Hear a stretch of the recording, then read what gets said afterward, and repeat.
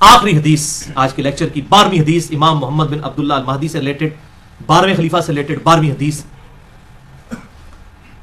یہ مرفوع بھی ہے لیکن وہ ضعیف طرق ہے. یہ موقوفاً روایت ٹھیک ہے سیدنا ثوبان سے المستدرک للحاکم میں انٹرنیشنل نمبر کے مطابق 8531 نمبر کہ آپ صلی اللہ علیہ وسلم نے فرمایا جب تم خراسان کی طرف سے سیاہ جھنڈے آتے ہوئے دیکھو تو ان کا استقبال کرو کیونکہ فیہا خلیفۃ اللہ المہدی، ان میں اللہ کا خلیفہ مہدی بھی ہوگا. یہ موقوفاً ہے سیدنا ثوبان کا قول، مرفوع ضعیف ہے لیکن ظاہر آپ صلی اللہ علیہ وسلم کے بتانے پر ہی موقوف ہے. یہ خراسان سے جب کالے جھنڈے آئیں گے تو ان کا استقبال کرنا، یعنی اہل عرب کو کہا گیا ان میں خلیفۃ اللہ مہدی ہوں گے. اس سے یہ بات بھی پتہ چل گئی کہ یہ انقلاب جو ہے وہ عربیوں کے ذریعے نہیں آنا، اجمیوں کی طرف سے آنا ہے، کیونکہ خراسان تو یہ ایران، افغانستان اور رشیا، یہ پوری بیلٹ کو خراسان کہا جاتا ہے. اب تو یہ ملک لادہ بن چکے ہیں ادھر سے باہر ہم نہیں. اب یہ نہیں اب یہاں پر کچھ لوگوں نے لشکر خراسانی بنا لیا، نام رکھنے والا پائی کچھ نہیں ہوتا. بریلوی، دیوبندی، اہل حدیث تینوں اپنے آپ کو اہل سنت والجماعت کہتے ہیں. نام رکھنے سے کیا ہے؟ آپ شراب کی بوتل کے بعد روح افزا لکھ دیں تو روح افزا بن جائے گی.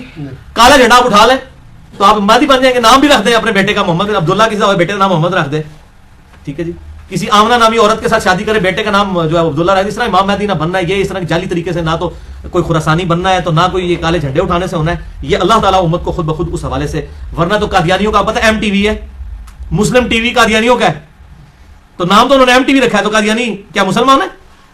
تو اس طریقے سے اگر کوئی لشکر خراسانی رکھ کے جو ہے وہ مسلمانوں کا قتل عام شروع کر دیتا ہے اور وہی کہتا ہے جی میں کوئی امام مہدی کے اس کے اوپر چل رہا ہوں، کالا جھنڈا بھی اٹھا لیا ہوا ہے، تو اس سے تو کچھ بھی نہیں بننا. یہ کالی پگڑی پہن کے تو نہیں کچھ بن جانا. یہ تو سارا میک اپ ہے، آپ کر لیں. وہ اشفاق احمد صاحب صحیح بات کرتے تھے کہ جس جہاز کا انجن خراب ہو چکا اس کو آپ پینٹ کر کے نئی سیٹیں لگا کے اڑا نہیں سکتے، انجن تو خراب ہے نا اندر سے. تو آپ یہ لیپا پوتی کر رہے ہیں، مولوی داڑھی لمبی لمبی رکھ لیں، پگڑیاں باندھ لیں، کرتے شلواریں اوپر اٹھا لیں، ٹخنوں سے گنے پہ اٹھا لیں، تلواریں اٹھا لیں. اس طرح کرنے سے کوئی محمد بن عبداللہ المہدی یا اس کے گروہ کا بندہ تو نہیں مان جائے گا. وہ تو جب معاملہ ہوگا اسی وقت ہوگا. اور اس طریقے سے آج کل یہ میں غزوہ ہند والی بھی اکثر لوگ پوچھتے ہیں، خصوصاً جماعت الدعوہ والے، لشکر طیبہ اور یہ باقی لوگ وہ روایت لے کے چل رہے ہوتے ہیں. وہ روایتیں تو اس کی تقریباً ساری ضعیف ہیں، صرف ایک ہی اس کی صحیح روایت موجود ہے سنن نسائی کے اندر، انٹرنیشنل نمبر کے مطابق 3177 نمبر ہے. ایک چیپٹر کا نام بھی امام نسائی نے باندھا ہے غزوہ ہند کے نام سے. اس میں ایک روایت ہے کہ آپ صلی اللہ علیہ وسلم نے فرمایا، سنن نسائی 3177 انٹرنیشنل نمبر کے مطابق، اور ایک انٹرنیشنل نمبرنگ جو چل رہی ہے وہ اس میں 3175 ہے، دو کا فرق ہے. بال اس میں یہ روایت ہے کہ آپ صلی اللہ علیہ وسلم نے فرمایا میری امت کے دو گروہ ایسے ہیں جو کہ اللہ تعالیٰ نے ان کو آگ سے آزاد کر دیا ہے. پہلا گروہ وہ جو کہ ہند کے غزوے میں شریک ہوگا. غزوہ کہتے ہیں لڑائی کو، کوئی بھی لڑائی ہو. یہ جو غلط مشہور ہے کہ آپ صلی اللہ علیہ وسلم جس جنگ میں شامل ہو وہ غزوہ ہوتا ہے اور جو آپ بھیجیں وہ سریہ ہوتا ہے. یہ بالکل جعلی بات ہے، ایسا نہیں ہے. یہ کوئی نہیں. غزوہ کہتے ہیں لڑائی کو ہے، سریہ کہتے ہیں رات کے وقت نکلنے کو. تو غزوہ یا سریہ کی یہ ٹرمز بعد میں لوگوں نے ڈیوائز کی ہیں، ورنہ جو یہ غزوہ موتا بولا جاتا ہے اس میں تو آپ صلی اللہ علیہ وسلم کو نہیں تھے شامل. آپ تو مدینہ شریف میں بیٹھے ہوئے تھے جس میں خالد بن ولید وہ رومن امپائر سے بچا کے لے کے آئے تھے لشکر. پہلے سیدنا زید بن حارثہ شہید ہو گیا، آپ صلی اللہ علیہ وسلم مسجد میں بیٹھ کے کہہ رہے ہیں میرے زید کو شہید کر دیا گیا، میرے جعفر کو شہید کر دیا گیا، میرے عبداللہ بن رواحہ کو شہید کر دیا گیا. اب اللہ کی تلواروں میں سے ایک تلوار کے ہاتھ جو ہے مسلمانوں کی وہ جو ہے وہ سپہ سلاری آ گئی ہے. یہ صحیح بخاری میں حدیث ہے، میں نے علم غیب والے لیکچر میں بتائی ہے، مسئلہ نمبر 6A میں. اللہ تعالیٰ نے آپ کو دکھا دیا اتنے 100 کلومیٹر دور کا منظر، تو آپ تو موجود نہیں تھے، اسے غزوہ موتا کہا جاتا ہے. حالانکہ غزوہ تو نہیں تھا. یہ غزوہ اور سریہ کی جو یہ ڈیفینیشن غلط ہے کیونکہ اس سے بریلویوں نے حاضر ناظر کا عقیدہ نکالا ہے. وہ کہتے ہیں یہ دیکھیں غزوہ ہند ہے تو آپ سب خود بھی آئیں گے اس میں. وہ پائیے پہلے ایک عقیدے جعلی بناتے ہو پھر اس میں فٹنگ کرتے ہو باتیں. غزوہ موتا میں بالکل اللہ کے نبی تو شامل نہیں تھے، وہ کیوں غزوہ موتا ہے؟ ٹھیک ہے، تو یہ بالکل جعلی باتیں، کسی حدیث میں یہ تفریق نہیں ہے. یہ سنن نسائی 3177 کے دو گروہوں کو اللہ نے آگ سے بچا لیا ہے. نمبر 1 جو غزوہ ہند میں شامل ہوں گے، اور نمبر 2 عیسیٰ ابن مریم کے ساتھ جو لوگ شامل ہوں گے. اس میں بھی اشارہ مل رہا ہے قرب قیامت میں ہی کوئی معاملہ ہوگا. وہ محمد بن قاسم جو ہے وہ اپنے اوپر یہ بشارت لگاتا رہا بنو امیہ کا.